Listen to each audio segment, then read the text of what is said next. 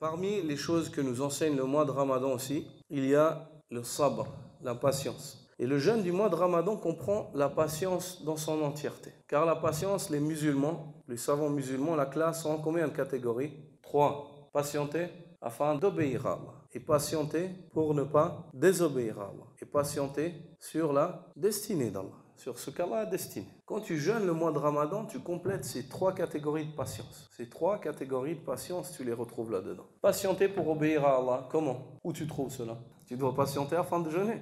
Tu dois patienter pendant un mois, depuis l'aube, l'arrivée de la vraie aube jusqu'au coucher du soleil. Donc ça, c'est la patience afin d'obéir à Allah. La deuxième, patienter pour ne pas désobéir à Allah.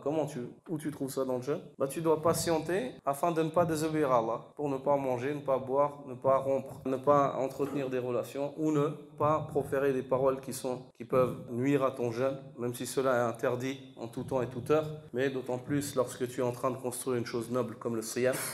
Patienter sur la destinée. Qu'est-ce que l'homme vit lorsqu'il jeûne? La faim et la soif. La faim et la soif. La fatigue aussi. Après tout ce qu'on peut mentionner. En gros, on mentionnera d'une manière globale la faim et la soif. La faim et la soif. Donc le jeûneur doit patienter sur ce qu'Allah lui a destiné. Allah lui a destiné de sentir cette faim et cette soif-là. Et lui, il patiente tout en ayant la meilleure des pensées vis-à-vis d'Allah. Il ne patiente pas en se rébellant, en cassant, en frappant, en disant mais pourquoi je sens ça, mais j'en ai marre. Non.